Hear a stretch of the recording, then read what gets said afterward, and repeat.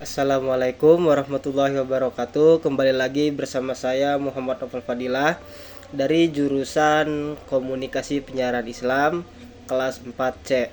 Di sini saya akan menjelaskan apa yang sudah dijelaskan oleh pemateri kemarin, yaitu yang berjudul memahami bentuk-bentuk karya tulis beserta contoh dan perbedaannya.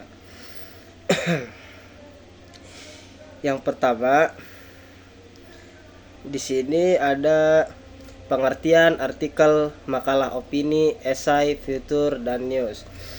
Artikel merupakan karangan faktual secara lengkap dengan panjang tertentu yang dibuat untuk dipubliskan di media daring maupun cetak dan bertujuan menyampaikan gagasan dan fakta yang dapat meyakinkan.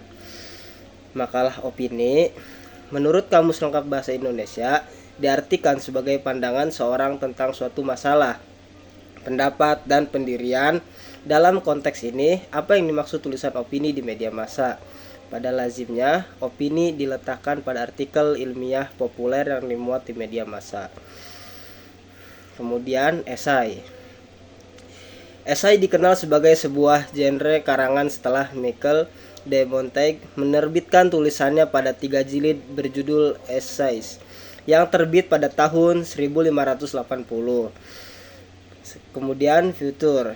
Secara sederhana, futur adalah cerita atau karangan khas yang berpijak pada fakta dan data yang diperoleh melalui proses jurnalistik.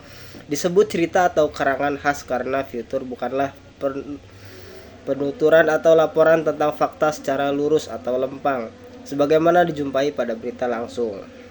Kemudian, news, pengertian berita menurut para ahli, pakar, praktisi, dan akademis. Berita adalah laporan peristiwa yang dimuat atau disiarkan di media massa berupa fakta atau gagasan terdiri dari unsur 5W plus 1H, mengandung nilai-nilai berita atau nilai-nilai jurnalistik.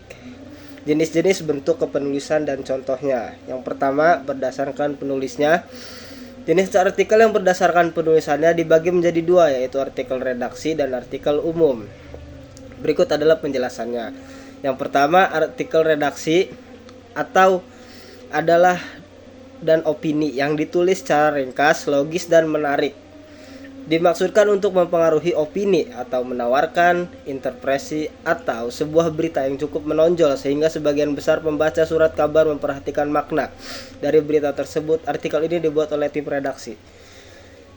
Kemudian artikel umum adalah jenis artikel yang memberikan informasi yang luas tentang suatu topik tanpa fokus yang terlalu spesifik. Mereka dapat mencakup berbagai topik, mulai dari berita terbaru hingga artikel, panduan, dan ulasan produk. Artikel umum ini dibagi menjadi 6, yaitu yang pertama artikel narasi, yang kedua artikel deskripsi, yang ketiga artikel eksposisi, yang keempat artikel persuasi. Selanjutnya pentingnya kompetensi bahasa Inggris. Selanjutnya di sini ada jenis-jenis makalah opini dan contohnya. Yang pertama, esai naratif.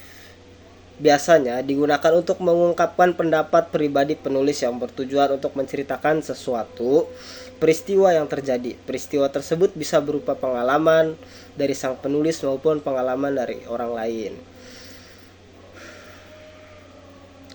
Kemudian, esai expository adalah tulisan yang didasarkan pada fakta bukan perasaan. Karen esai eksprotesi menyajikan analisis seimbang dari suatu topik.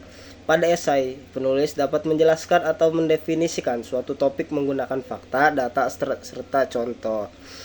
Mungkin cukup sekian dari saya. Kurang lebihnya mohon maaf. Ini saja yang bisa saya sampaikan dari Muhammad Fadilah. Wassalamualaikum warahmatullahi wabarakatuh.